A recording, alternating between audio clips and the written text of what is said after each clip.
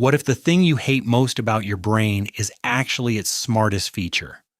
You forget where you put your keys, you forget the name of someone you met 30 seconds ago, you forget entire chunks of a book you swore you read carefully, and every time it happens, it feels like proof that your brain is broken, or slipping, or just not good enough. Here's the reframe. Forgetting is not your memory failing. Forgetting is your brain working exactly as designed. Right now, inside your skull, there are cells whose entire job is to find weak, unused connections between your neurons and physically eat them. Not metaphorically, literally consume them, the way a cleanup crew clears debris. This happens every single day, and without it, you would not be smarter. You would be worse at almost everything that matters. Recognizing patterns, making decisions, being creative, even holding a conversation. Think about what a brain that forgot nothing would actually be like. For the small number of people who actually have something close to this, it's often described as exhausting, isolating, even paralyzing. We'll get to them.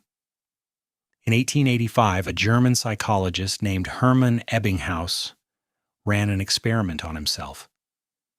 He memorized lists of meaningless three-letter syllables, combinations like wid or kaj, things with no existing meaning so his brain couldn't cheat, by attaching them to something it already knew. Then he tested his own recall at set intervals afterward and plotted the results. What he found became known as the forgetting curve, and the shape of it is almost violent. Most of what he learned was gone within the first hour. By the next day, more than half of it had vanished. After that, the decline slows down and flattens out, but the first drop is steep and fast. This is exponential decay, not a slow leak, a sharp early loss, then a long gradual tail. This is important for a very practical reason, but before we get there, a quick, honest note. We're talking here about the normal science of memory and forgetting.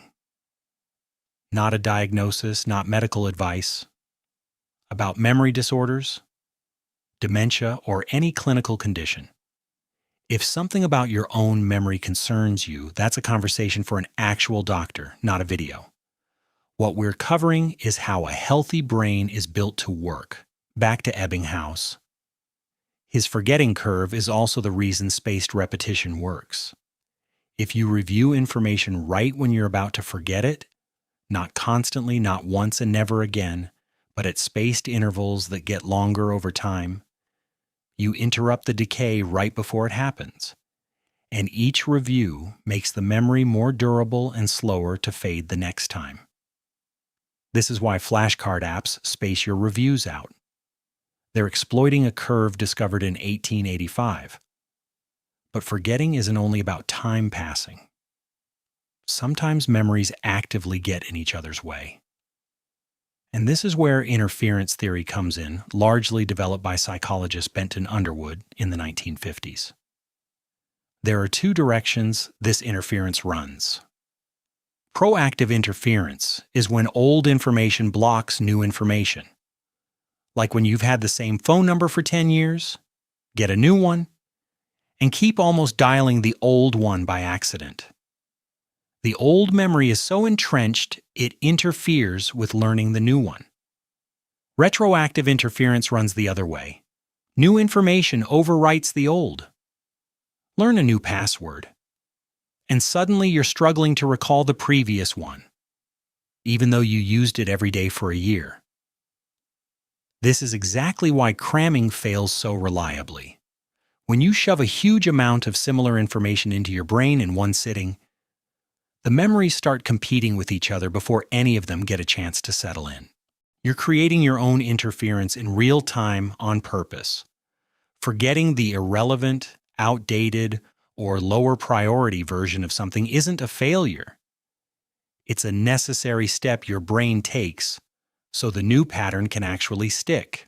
Now let's go inside the machinery, because this is where it gets genuinely strange. Your brain isn't just letting memories fade passively. It has dedicated cells whose job is to actively delete synaptic connections. the physical links between neurons that store information. The main players are called microglia and astrocytes.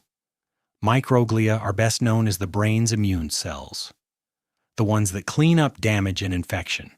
But research over the last 2 decades has shown they do something else entirely during normal, healthy development in adult life. They identify weak or underused synapses and physically engulf them, the same way an immune cell would engulf a foreign invader. Astrocytes, another type of support cell, do something similar, helping to mark and clear out connections that aren't being used enough to justify keeping. This process is called synaptic pruning, and the name is exactly right. Picture a sculptor working on a block of marble. The sculptor isn't building the statue by adding material. The statue is already in there. The job is to remove everything that isn't the statue. Your brain works the same way. It isn't a leaky bucket losing water it wanted to keep. It's a sculptor, chiseling away the connections that don't serve the shape of a mind that can actually function.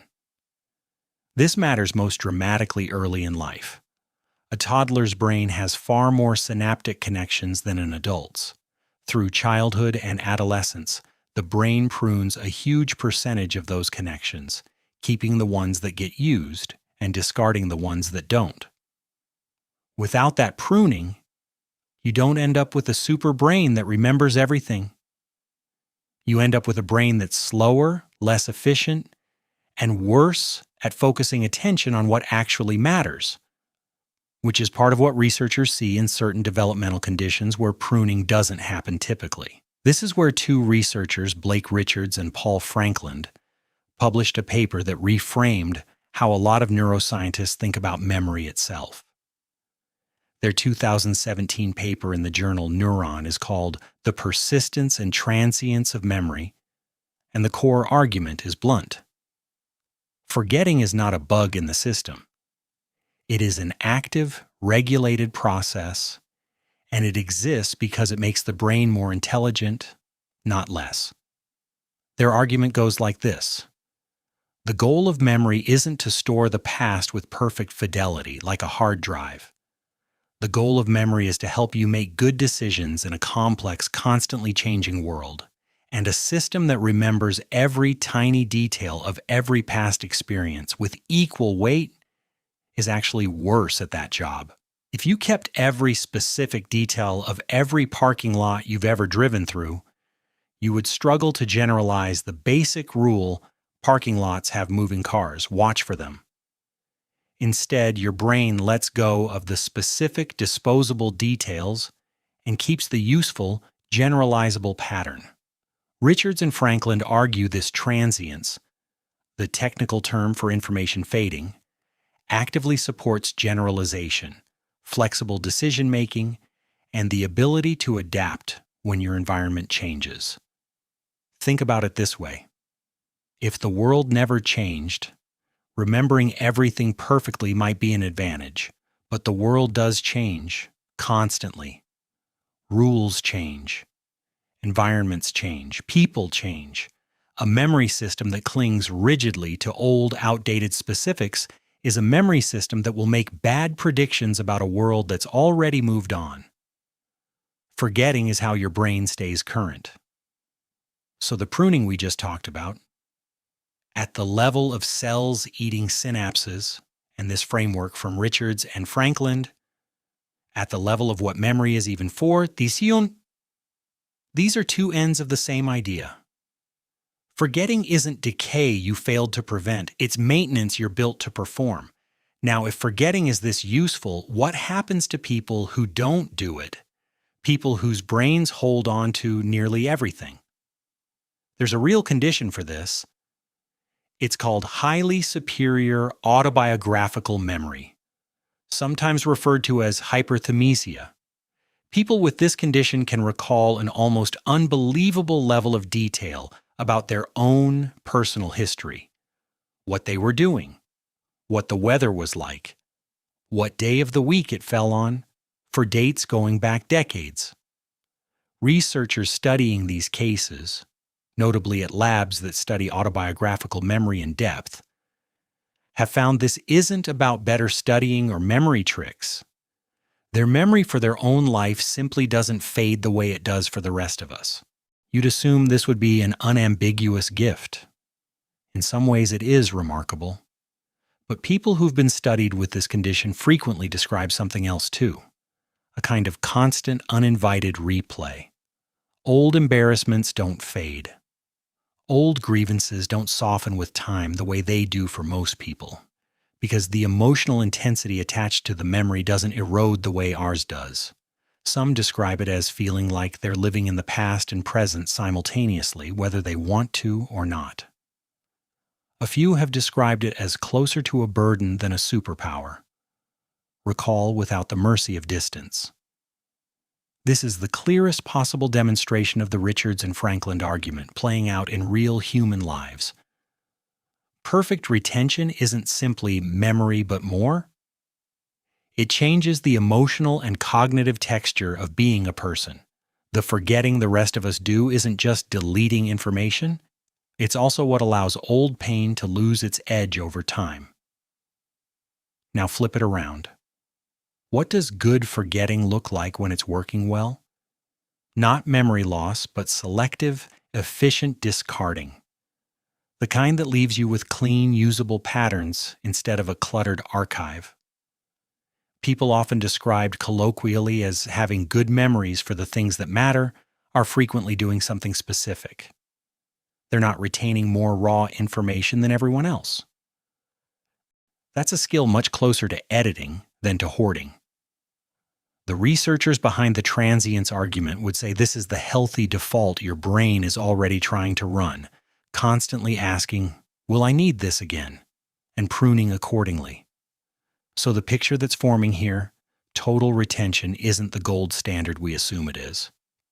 It's an edge case and often an uncomfortable one. Selective forgetting isn't the compromise version of memory. For most cognitive tasks, it's the better performing one. This has a surprising extension into creativity and how you make decisions, and it comes down to one idea. Granular detail and generalized insight are in competition with each other. When your brain forgets the fine-grained specifics of a past experience but keeps the general shape of it, that's exactly the raw material abstraction is made of. You don't remember every single conversation that ever taught you. That type of person tends to do that type of thing. You remember the pattern, stripped of the specifics that would otherwise clutter it. That stripped-down, generalized version is far more useful for recognizing a new, slightly different situation than a hyper-detailed memory of one specific past instance would be. This also shows up directly in decision-making research. When people rely too heavily on a very specific, vividly remembered past experience, they can end up doing something that looks a lot like what statisticians call overfitting, treating an old, narrow experience as though it's a universal rule, and applying it rigidly to a new situation it doesn't actually match. Forgetting the excess specificity of the old case is often exactly what allows someone to correctly judge that this new situation is actually different and needs a different response. This is also, not coincidentally, close to how creativity works at a mechanical level. Combining ideas in a genuinely new way requires some distance from the exact original context each idea came from. If your brain held on to every original detail with equal undiminished weight, ideas would stay locked to their sources instead of becoming flexible building blocks you can recombine. Losing the granular version is often the precondition for the abstract version becoming usable raw material for something new. So creativity, flexible decision-making, and emotional recovery from old pain all trace back to the same mechanism. A brain that's willing to let the specific go in favor of keeping what generalizes. So what do you actually do with all of this? First, stop rereading your notes and calling it studying. Rereading feels productive because the material feels familiar, but familiarity is not the same as retrieval. Your brain barely has to work to recognize something it's looking directly at. The much more effective approach is retrieval practice, closing the material and forcing yourself to pull the information back out from memory, actively, with effort. That effortful pulling is what signals to your brain, this connection is being used. Don't prune it. Counterintuitively, you improve your memory not by protecting information from being forgotten, but by repeatedly proving to your brain it's worth keeping. Second, sleep isn't just passive rest for your memory, it's active editing. During sleep, your brain consolidates some memories, strengthening the neural connections behind them. And at the same time, it's believed to be clearing out and weakening others.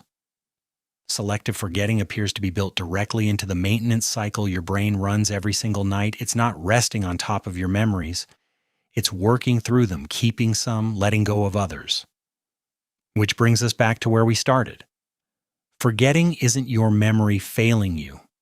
It's your brain, every day and every night, making a judgment call about what deserves to survive, trimming away the connections that don't serve you, so the ones that do can stand out clearly. You're not a leaky bucket, losing what you wanted to keep by accident. You are a sculptor, and forgetting is the chisel. It was never the flaw in the plan. It was always the plan.